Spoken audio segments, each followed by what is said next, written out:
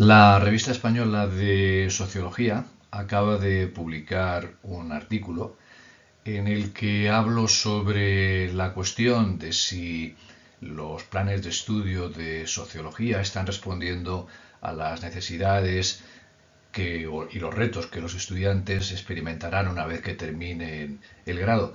Aunque mi reflexión se refiere específicamente a los grados en sociología, creo no equivocarme si digo que en realidad esta reflexión se podría aplicar a la mayor parte de los grados de ciencias sociales, de humanidades y quizás a los grados de todas las titulaciones que ofrece la Universidad Española.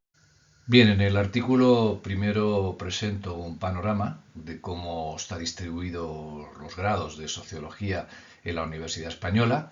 Hay 17 universidades, todas salvo una son públicas, y lo que he hecho ha sido realizar 13 entrevistas en profundidad a compañeros y compañeras que han tenido responsabilidad en la actualización o la puesta en marcha de los planes de estudio en la mayor parte de las universidades que se pueden ver ahí. Las entrevistas las hice a través de Google Meet y fueron transcritas con una extensión que se llama Tactic. Esto además ahorra el trabajo de transcribir. La verdad es que es una verdadera maravilla. Y luego los resultados, las entrevistas las pasé por el programa Atlas TI para poder sistematizar la información recibida. Bien, en el artículo hablo de estas cosas que tenéis aquí, ¿no? Hablo del estudiantado, de las asignaturas que conforman los grados de sociología, el problema muy serio que tenemos yo creo que en toda la universidad y en la sociedad en general de la escasa lectura, de libros, de artículos, de la prensa, el tema del trabajo de fin de grado, la cuestión de las prácticas y finalmente la conexión con el mercado de trabajo. En lo que se refiere al estudiantado, una de las cosas que llama la atención es que la nota de acceso normalmente es baja. Hay un porcentaje preocupantemente alto de estudiantes que no han elegido la titulación en primera opción. Tenemos cada vez más doble grados de, por ejemplo, sociología y relaciones internacionales o sociología y ciencias políticas. Y lo que ocurre con estos doble grados es que los buenos alumnos, entre comillas, de la secundaria, del bachillerato, que tienen las notas más altas, nuevamente se matriculan en estos dobles grados, con lo cual los alumnos con peores calificaciones o peor predisposición académica son los que terminan por matricularse en los grados simples, sencillos o como se quiera llamar. El perfil del alumnado de las dos universidades a distancia, la UNED y la Universidad Oberta de Cataluña, es un tanto específico. Normalmente es gente de más edad que los estudiantes que acuden a los grados presenciales. Y otra circunstancia que conviene señalar es el desconocimiento de la sociología por parte de los estudiantes. No hay una asignatura de sociología ni un conocimiento específicamente de sociología para los estudiantes que hacen el bachillerato. En lo que se refiere a las asignaturas, señalar que en primer curso hay pocas asignaturas de sociología y esto tiene que ver con el hecho de que se concibe el primer curso como una especie de introducción a las ciencias sociales, algo que permitiría, con el paso del tiempo, en el tránsito de primero a segundo, cambiarse de titulación, ¿no? Pasar, por ejemplo, de sociología a antropología. Una cosa llamativa es que tenemos en primer curso introducción a la propia sociología. Esto, por ejemplo, que yo sepa, no ocurre, por ejemplo, en medicina, no hay introducción a la medicina como tal, y tenemos muchas asignaturas de áreas afines, por ejemplo, de historia, de filosofía y de economía. Eso está muy bien, pero hay que tener en cuenta que se debe impartir el contenido de esas asignaturas pensando que se instruye a personas que van a ser sociólogos. Es decir, pienso, por ejemplo, en economía. No es una economía para economistas, sino que tiene que ser una economía que sea de utilidad para los futuros sociólogos. Sí se ve el esfuerzo de introducir nuevas asignaturas, muy llamativo en el caso de las asignaturas relacionadas con técnicas y métodos, y ahí tropezamos con el problema de las matemáticas. Es verdad que los estudiantes del bachillerato de ciencias sociales han estudiado matemáticas para las ciencias sociales, pero no parece que su formación matemática sea muy buena. Pero esto ocurre con todas las titulaciones, es decir, que tenemos estos cursos cero, ¿no? para dar el salto hacia las matemáticas que se imparten en ingeniería, en economía, etcétera, etcétera. Y lo que sí está claro es que hay una cierta aversión a las matemáticas por parte de nuestros estudiantes. Y otra cuestión que merece la pena señalar es la cuestión de la enseñanza de inglés y la enseñanza en inglés. En alguna titulación Hay cursos de nivel de inglés hasta el nivel B2 que se puede convalidar si no tiene ya los conocimientos certificados de alguna manera, y la enseñanza en inglés, alguna asignatura. A diferencia de otros grados o de otras titulaciones, no tenemos una titulación entera impartida en inglés. Con esto de la lectura tenemos un muy serio problema. A mí me preocupa que no esté claro cuáles son esos libros básicos que todo graduado en sociología debería haber leído una vez que termina la carrera. O sea que 40 o 50 libros consideramos que hoy en día son imprescindibles para que podamos garantizar que una persona tiene una cabal comprensión de lo que es la sociología. Esto se puede aplicar a otros grados, ¿no? Pienso en filosofía, economía, literatura, etcétera, etcétera. Es llamativo, ¿no?, que gente que estudia sociología pues no lea la prensa, ¿no?, pese a que muchas universidades ofrecen acceso gratuitos a los principales periódicos de nuestro país.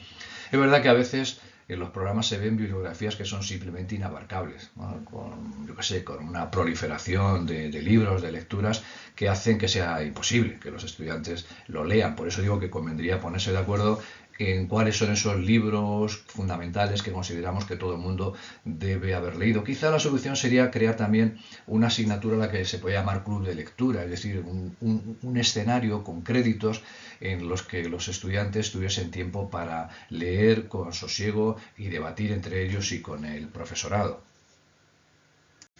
El trabajo de fin de grado yo creo que plantea muchísimos problemas. El primero es que normalmente se ha optado por otorgar el menor número posible de créditos a este trabajo, que son 6, y en algunas ocasiones son 12, pero pensando sobre todo en la contabilización de créditos para el profesorado. Yo creo que hay muy serias dudas con respecto a la preparación que puedan tener los estudiantes para acometer ese trabajo. Es decir, si desde el principio de la carrera no se ha controlado cómo se expresan los estudiantes, cómo se desarrolla un argumento, es bastante difícil que esto se pueda hacer en el último cuatrimestre del último año de curso. Por otra parte, no está claro cómo se asigna el profesorado a la dirección de estos trabajos. Yo creo que del mismo modo que para estar en una comisión de evaluación de una tesis doctoral o de evaluación de un profesor se exige tener algún sexenio, algún mínimo de publicaciones, yo creo que no estaría de más que para el trabajo de fin de grado se pidiera lo mismo. Es decir, ¿cómo puede dirigir un trabajo de fin de grado a algún compañero o compañera que no ha publicado prácticamente nada en su vida?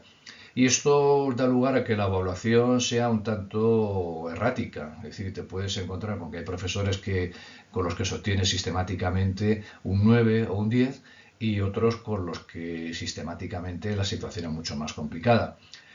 Por fortuna, ya desde hace algún tiempo los trabajos de fin de grado se tienen que exponer públicamente. Yo creo que esta es una posible garantía para que, pues, si alguien ha copiado trabajo o lo ha encargado, ¿no?, pues sí que se puede pagar para que te elaboren un trabajo de fin de grado, por lo menos sea capaz de defenderlo. Y otra cuestión en la que también hay mucha diversidad es el tema de los contenidos, ¿no? Hay universidades que dicen que no debe ser un trabajo de investigación y otras que dicen que sí, que específicamente tiene que ser un trabajo de investigación. Y hablo dentro del área de la sociología, porque si no vamos a otras ramas como pueda ser el derecho, la economía, las cosas también son bastante diversas. En lo que se refiere a las prácticas externas, pues tropezamos con el problema que vamos a ver a continuación, que es la difícil conexión de la sociología con el mercado de trabajo. Las prácticas externas no suelen ser obligatorias, lo cual, bueno, pues yo creo que es preocupante porque habría que ver cómo aplicamos los conocimientos de sociología a situaciones reales. Es verdad que es difícil encontrar empresas o organismos del sector público o de ONGs que se ofrezcan para trabajar con los estudiantes de sociología. Puede haber otras vías de conexión con la realidad social. Yo en este sentido proponía, por ejemplo, el aprendizaje-servicio como una vía de conexión de lo que uno aprende en la facultad con la realidad social. Y en lo que se refiere al mercado de trabajo, ya lo he dicho, es un serio problema para la titulación. Es verdad que no es el grado de sociología una de las titulaciones que mayor porcentaje de desempleo tenga. Es verdad que cuando se obtiene empleo, pues rara vez es un empleo directamente conectado con la sociología. Y ahí tenéis pues alguna cuestión con respecto a dónde se emplean los titulados. Y bueno, otra posible salida para los titulados en sociología es el acceder al empleo público, ¿no? Presentarse a una oposición. En definitiva, y con esto concluyo, pues hay un alto porcentaje de no elección de la carrera, que es verdad que estamos haciendo esfuerzos porque los planes de estudios se renueven, pero en fin, yo creo que quizás habría que hacer algo más de esfuerzo. No se crea un público lector de sociología, es llamativo que uno vaya a una librería y rara vez encuentre una sección de sociología.